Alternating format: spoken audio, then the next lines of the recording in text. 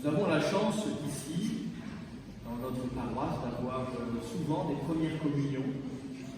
Aujourd'hui encore, Maïlis à recevoir pour la première fois de sa vie le corps du Christ, le sang du Christ, communié à l'âme du Christ et à sa divinité. Et puis aujourd'hui, cette fête est comme amplifiée par le baptême du petit Erwan, le 4e enfant de la famille Gensman. C'est un bon début, c'est bien. Alors, ces célébrations des sacrements de l'initiation chrétienne au cours de la messe nous stimulent dans notre propre foi et dans notre écoute de la parole de Dieu et dans l'examen que nous faisons chaque dimanche d'une certaine manière de notre vie chrétienne sous le regard miséricordieux de Dieu qui nous aime, qui nous connaît, qui nous donne la grâce de son enseignement. Alors Maïlis, Erwan, je ne m'adresse pas tout à fait à lui, puisqu'il ne comprend pas encore son prénom, de ma bouche en tout cas.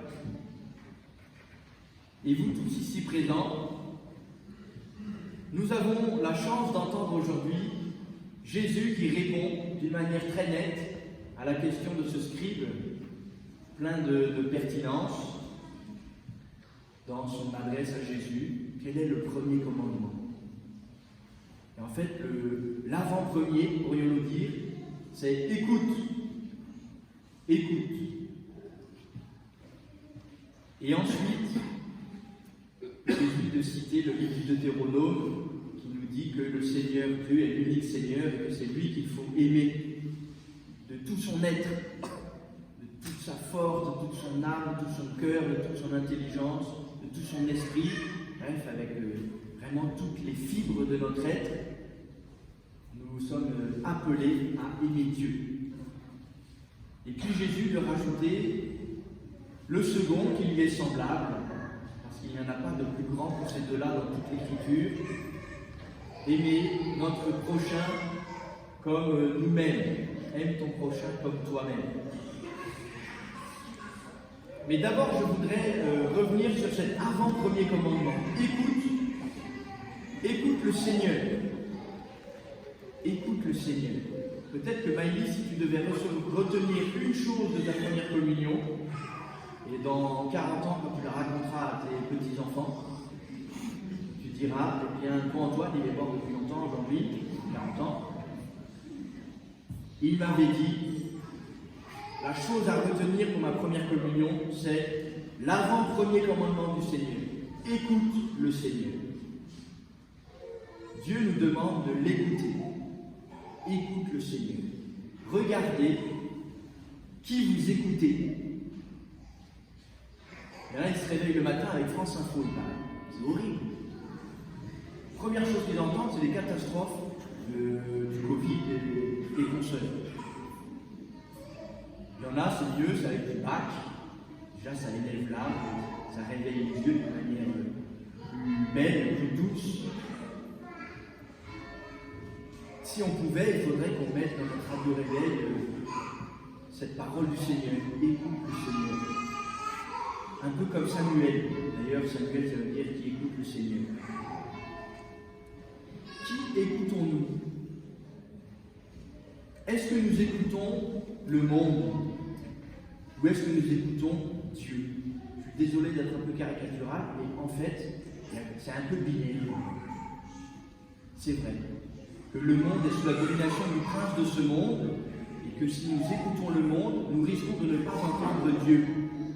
Alors que si nous écoutons Dieu, nous avons l'acuité spirituelle et les oreilles du cœur aiguisées pour entendre ce que Dieu veut que nous fassions dans le monde, pour entendre les appels que Dieu adresse au monde, pour entendre le cri de Dieu même à travers le monde.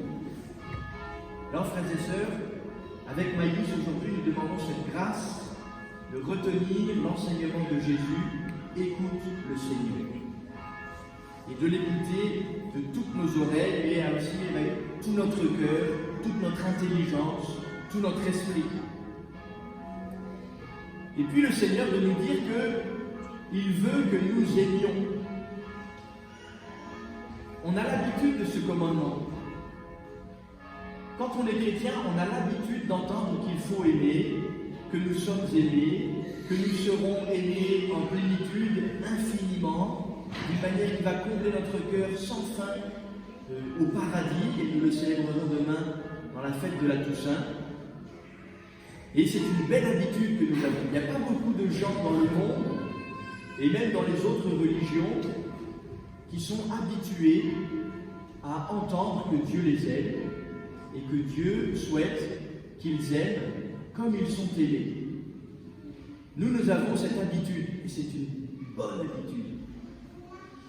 Mais le risque des habitudes, c'est que nous en perdions la force, que nous oublions d'une certaine manière la puissance de la parole de Dieu, parce que nous l'entendons d'une manière habituelle. Et en fait, c'est très puissant. Et c'est avec cette même puissance que le Seigneur veut que nous nous dédions à aimer. Aime Dieu et aime ton prochain. Alors, frères et sœurs, après la première question, qui écoutons-nous? Eh bien, la deuxième question, c'est aimons-nous vraiment? Ou est-ce que nous sommes capricieux? Est-ce que nous sommes trop douillés, même spirituellement, et nous nous recroquevillons sur nos peines, nos douleurs, les injustices que nous subissons, au point que nous sommes accablés de découragement, de désespoir, et que nous devenons comme incapables de nous aimer nous-mêmes, alors que c'est la base de l'amour du prochain, dit Dieu. Aime ton prochain comme toi-même.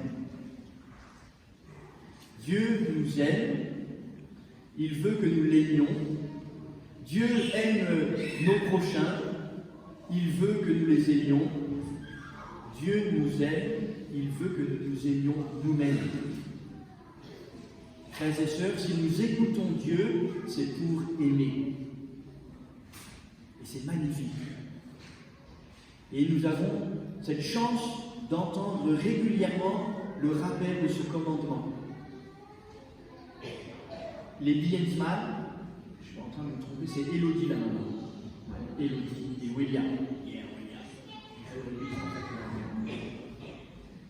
Vous êtes engagés avec les parrains marraines à donner une éducation chrétienne à Erwan, comme à ses grands frères et sœurs.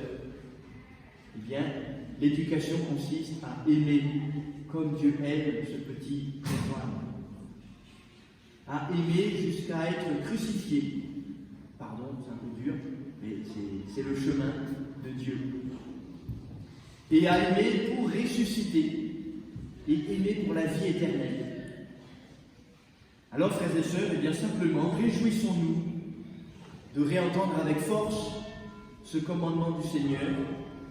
Écoute le Seigneur, aime comme le Seigneur, avec le Seigneur. C'est comme ça qu'on n'est pas loin du royaume de Dieu.